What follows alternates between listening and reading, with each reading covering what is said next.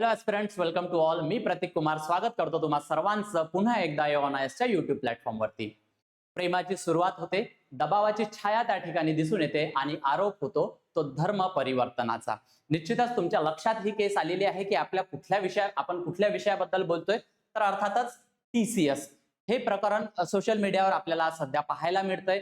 त्याची चर्चा सुद्धा होताना दिसते. सर्वात महत्वाचा शब्द म्हणजे त्या ठिकाणी आलेला धर्म परिवर्तन. नेमकं काय आहे हे प्रकरण आणि आपल्याला त्यामध्ये काय बघायचं आहे, अभ्यासाच्या दृष्टिकोनातून आपल्यासाठी कुठल्या गोष्टी महत्वाच्या आहेत, त्याच अनुषंगाने आपण या ठिकाणी आज चर्चा करणार आहोत.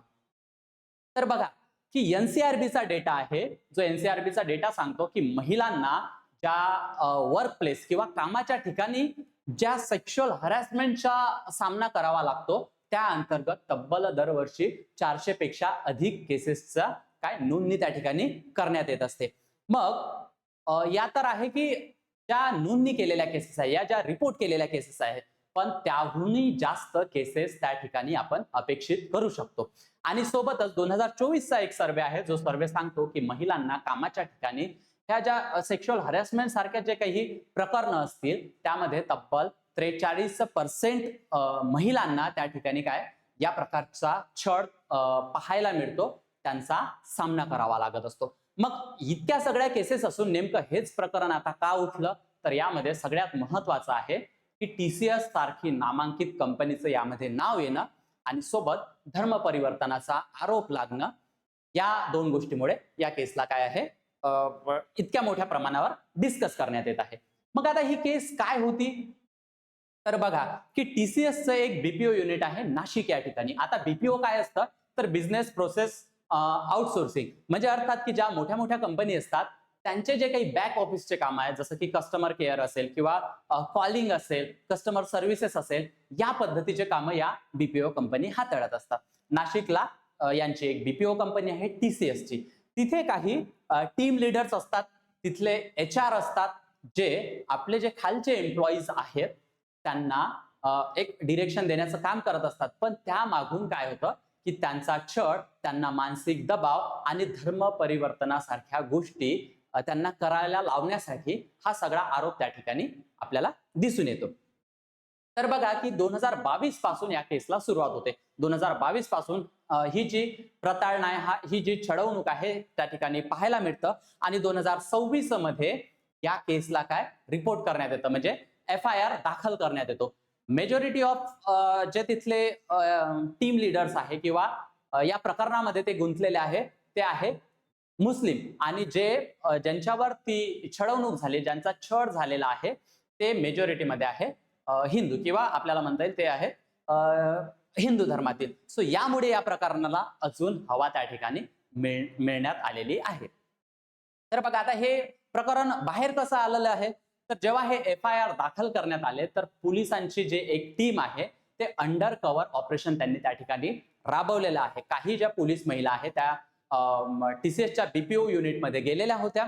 त्यांनी काही दिवस तिथे राहून सगळं ऑब्झर्व केलं आणि त्यामधून मग त्यांच्या लक्षात आलं की या पद्धतीचे जे आरोप लावण्यात येत आहेत त्यामध्ये काहीतरी तथ्य आहे, आणि अशा पद्धतीने आता ही केस डिस्कस होते. सो बघा मग काय आहे हे प्रकरण, तर आपण बघितलेलं आहे की नाशिकच्या BPO केंद्रात काही महिला कर्मचाऱ्यांनी तक्रारी केल्या आणि यामध्ये जे मुख्य आरोप करण्यात आलेले आहेत ते आहे लैंगिक छळ, त्यानंतर मानसिक दबाव आणि सर्वात महत्वाचं धर्म परिवर्तनासाठी जो काही दबाव टाकण्यात आलेला आहे, त्या अनुषंगाने ही केस आपल्याला त्या ठिकाणी दिसून येते. मग आपल्यासाठी महत्वाचं काय आहे, तर प्रश्न कुठे उपस्थित होतो.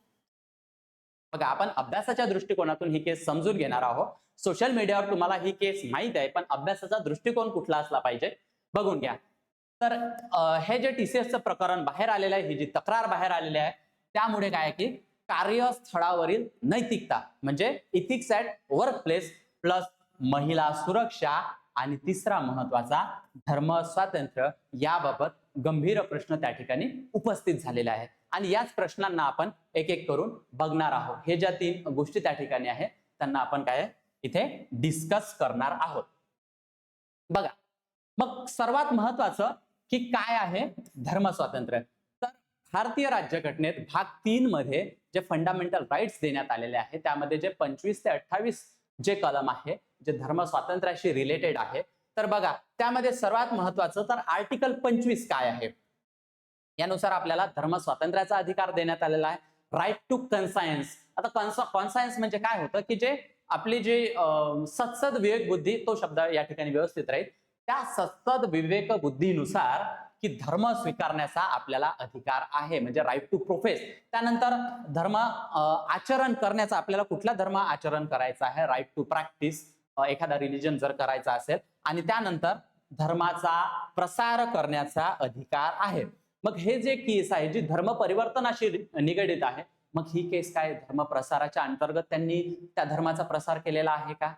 सो बघा, जरी तुम्हाला धर्म प्रसार करण्याचा अधिकार असेल पण धर्म निवडण्याचं तुम्हाला पूर्ण स्वातंत्र्य आहे, पण दुसऱ्याला जबरदस्तीने धर्म बदलायला लावण्याचा अधिकार त्यामध्ये येत नाही. आणि म्हणूनच हे प्रकरण जबरदस्तीने धर्म परिवर्तन त्या ठिकाणी करण्यासाठी तिथे त्यांना दबाव टाकण्यात आलेला आहे का? कारण काय आहे की तिथल्या ज्या काही महिला एम्प्लॉईज होत्या त्यांनी त्यांच्या पहनाव्यामध्ये, त्यांच्या ज्या काही डे टू डे लाईफ मध्ये ज्या काही गोष्टी असतात त्यामध्ये चेंजेस त्यांनी आणलेले होते. जसं की पूर्ण कपडे त्या ठिकाणी घालणे, जे की तुम्हाला त्या सोशल मीडियाच्या जे काही व्हिडिओज त्या ठिकाणी येतात त्यामध्ये ते डिस्कस झालेले आहे.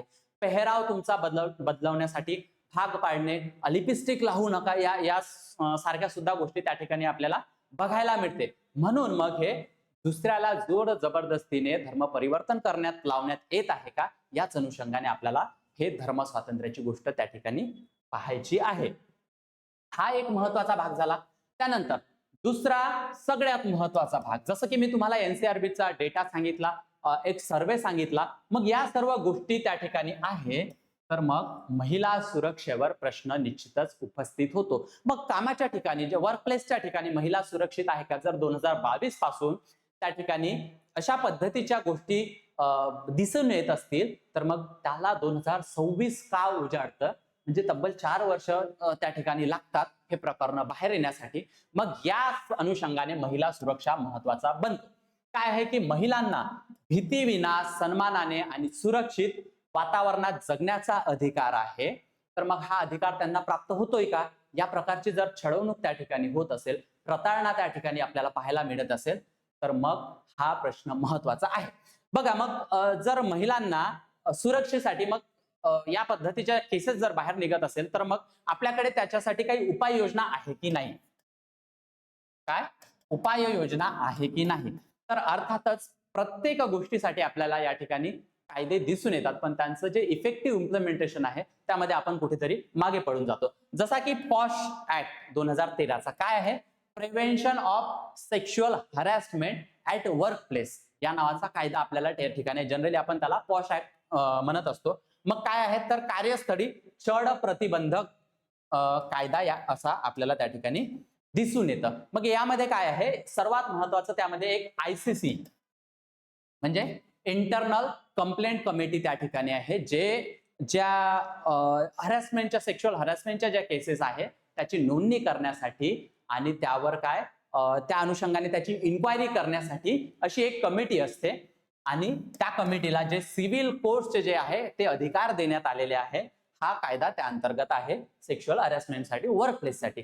आणि दुसरं काय आहे तर बीएनएस, भारतीय न्याय संहिता, जसं की ऑलरेडी आपण याला आधी काय म्हणायचो की आयपीसी म्हणायचो, इंडियन पिनल कोड. सो त्याची जागा बीएनएस ने घेतलेला आहे, जो 2023 चे जे कोड्स आलेले आहे. आणि त्यामध्ये विविध गुन्ह्यांसाठी शिक्षा देणारा हा कायदा आपल्याला त्या ठिकाणी दिसून येतो. या कायद्याअंतर्गत सुद्धा तिथे काय आपल्याला कंप्लेंट करता येते. मग अशा पद्धतीचे कायदे असूनही महिला सुरक्षेचा प्रश्न का उपस्थित होतो, या सुद्धा गोष्टीकडे आपल्याला लक्ष देणं खूप आवश्यक आहे. तिसरी महत्वाची गोष्ट काय आहे तर नैतिक दृष्टिकोन. बघा, नैतिक दृष्टिकोन मध्ये सर्वात महत्वाचं की सत्तेचा गैरवापर, काय म्हणता येईल त्याला, पॉवर अब्यूज म्हणता येईल. की जे तुमचे टीम लीडर्स त्या ठिकाणी आहे, जे तुमच्या HR मॅनेजर त्या ठिकाणी आहे, मग त्यांनी या पद्धतीने त्यांच्या पोझिशनचा, त्यांच्या सत्तेचा गैरवापर केलेला आहे का? सो निश्चितच अशा पद्धतीच्या जर कंप्लेंट येत असेल तर त्यांना जर मानसिक दबाव त्या ठिकाणी टाकण्यात आलेला असेल तर सत्तेचा गैरवापर त्या ठिकाणी झालेला आहे.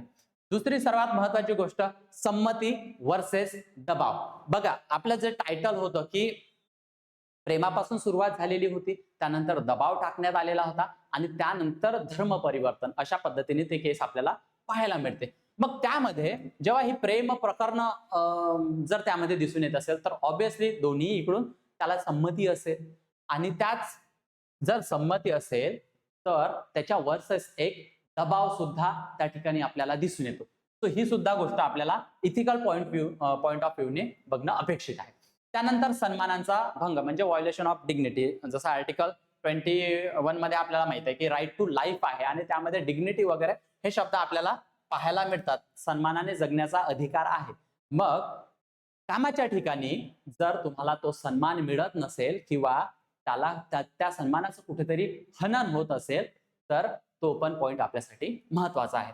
आणि सर्वात महत्वाचं, अभ्यासाच्या दृष्टिकोनातून जी गोष्ट महत्वाची आहे तर कार्यस्थळ नैतिकतेचे अपयश, म्हणजे जे वर्क प्लेस आहे त्या ठिकाणी इथिक्स फेलियर आहे का, काय म्हणता येईल, इथिक्सचं फेलियर आहे. कारण TCS सारखी नामांकित कंपनी जिचा जो प्रॉफिट म्हणता येईल आपल्याला, तिची कमाई म्हणता येईल की 2,80,000 करोडचा त्या TCSचा काय आहे तर कमाई आहे. आणि मग इतकी नामांकित कंपनी त्यांच्या युनिटमध्ये अशा पद्धतीचे प्रकरण जर निघून येत असतील तर त्यांचं इथिक्स फेलियर आहे. मग त्या अनुषंगाने त्यांना अजून अपडेट होण्याची गरज आहे का, किंवा अजून त्यासारख्या इतर काही कंपनी होतील. आता हे प्रकरण फक्त त्या कंपनीसाठी बाहेर आलेलं आहे. TCS सारख्याच अजून बऱ्याचशा नामांकित कंपनी त्या ठिकाणी आहे. मग त्यामध्येही सुधारणा करण्याची आवश्यकता आहे का, ज्यामुळे ज्या तिथल्या काही इथिकल व्हॅल्यू आहे त्या कंपनीमध्ये इम्प्लिमेंट करता येईल, तिथल्या एम्प्लॉई लोकांवर करता येईल, येते लक्षामध्ये. सो हे निश्चितच अपयश त्या ठिकाणी आपल्याला दिसून येतं. त्यानंतर विश्वासघात झालेला आहे, मिसयूज ऑफ ट्रस्ट झालेला आहे, आणि सर्वात महत्वाचा अजून एक कन्सर्न आपल्याला त्या ठिकाणी दिसून येतो, लिंग असमानता. कारण त्या केसेसमध्ये जे फाईल केलेले आहे सो एकमेव मेल त्या ठिकाणी आपल्याला दिसून येतो आणि 7 ते 8 वुमेन त्या ठिकाणी दिसून येतो. म्हणजे अर्थातच त्या लिंग असमानतेवर किंवा जेंडर इनइक्वॅलिटीच्या दृष्टिकोनावर, कारण जास्त करून जे कामाच्या ठिकाणी जे प्रेशर म्हणा किंवा मानसिक छळ म्हणा, मानसिक दबाव म्हणा किंवा सेक्शुअल हरॅसमेंटच्या केसेस म्हणा, या महिलांना जास्त फेस कराव्या लागतात. मग याचं कारण काय असतं की तुमची जी गरज आहे, आता बघा या केसमध्ये एक मोड्स ऑपरंडी हा शब्द त्या ठिकाणी दिसून येतो, म्हणजे गुन्हेगाराची गुन्हा करण्याची प्रवृत्ती, त्याचा कशा पद्धतीने तो गुन्हा केलेला आहे. तर त्या TCS कंपनी ज्या BPO युनिट मधले जे एम्प्लॉईज होते ते जनरली 18 ते 25 वर्ष वयोगटातील होते. म्हणजे निश्चितच त्यांना काम हे खूप महत्वाचं होतं त्यांना जगण्यासाठी, आणि नेमकं त्यांनी टार्गेट केलेलं आहे. जे काही तिथले टीम लिडर्स राहिलेले आहेत, HR मॅनेजर राहिलेले असतील, सो त्यांना त्या ठिकाणी टार्गेट केल्याचं दिसून येतं, आणि टार्गेटमध्येच मग महिला त्या ठिकाणी आपल्याला दिसून येते, आणि म्हणून लिंग असमानता हा सुद्धा महत्वाचा आहे. तो निश्चितच आपण या प्रकरणाला हे प्रकरण काय हे समजून घेतलेलं आहे, पण त्याचा अभ्यासपूर्ण दृष्टिकोन काय हे आपल्याला अभ्यासाच्या दृष्टिकोनातून कुठल्या गोष्टी महत्वाच्या आहेत त्या गोष्टी आपण या ठिकाणी डिस्कस केलेल्या आहेत. बघा विद्यार्थी मित्रांनो, याच अनालिटिकल पॉइंट ऑफ व्ह्यू मधून आपल्याला जर राज्यसेवेसाठी तयारी करायची असेल तर समर्पण बॅच आम्ही लॉन्च केलेली आहे, ज्यामध्ये live plus recorded plus mentorship सारख्या गोष्टी आहेत, जी एकदम माफक दरात 29,999 रुपयामध्ये तुम्हाला उपलब्ध होणार आहे. या बॅचची वैशिष्ट्ये काय आहे तर प्रिलिम्स प्लस मेन्स कॉम्प्रिहेन्सिव्ह असणार आहे, लाईव्ह प्लस अनलिमिटेड रेकॉर्डिंग त्या ठिकाणी तुम्हाला पाहायला मिळणार आहे, सोबतच लाईफ टाइम व्हॅलिडिटी, जोपर्यंत तुमचं सिलेक्शन होत नाही तोपर्यंत या बॅचची व्हॅलिडिटी असणार आहे, basic to advance NCERT coverage झालेला असणार आहे, answer writing practices, PYQ analysis, study notes, test series plus 1-to-1 mentorship सुद्धा त्या ठिकाणी असणार आहे. तुम्हाला या बॅच मध्ये जर अजून कन्सेशन लागत असेल तर तुम्ही माझा कुपन कोड यूज करू शकता, प्रतीक सर म्हणून, आणि सोबतच एऑन ISचं जे ऍप्लिकेशन आहे ते तुम्हाला गुगल प्ले किंवा ऍप स्टोअर वरून डाउनलोड करता येईल, ज्यामध्ये तुम्हाला हाय नोट्स प्रोव्हाइड होणार आहे, NCERT आणि स्टेट बुक्स होणार आहे, करंट अफेअर्स, माइंड मॅप सोबत सिलेबस आणि क्विज सुद्धा त्या ठिकाणी तुम्हाला पाहायला मिळण्यात येणार आहे. तुम्हाला जर नोट्स लागत असेल तर तुम्ही आमच्या एऑन ISच्या टेलिग्राम चॅनलला जॉईन करू शकता, स्कॅन करून तुम्ही जॉईन करा, आणि अधिक इन्क्वायरीसाठी तुम्ही ऑफिसच्या नंबरवर कॉन्टॅक्ट करू शकता. आणि अधिक इन्क्वायरी त्या ठिकाणी मिळू शकतात. सो निश्चितच या पद्धतीचे आपण अजून नवनवीन टॉपिक घेऊन येणार आहोत, ज्यामधून अभ्यास पूर्ण दृष्टिकोन आपल्याला त्याचा अँगल काय आहे तो सुद्धा आपल्याला बघता येईल. सो आज पुरते एवढेच, इथेच थांबूया. थँक्यू.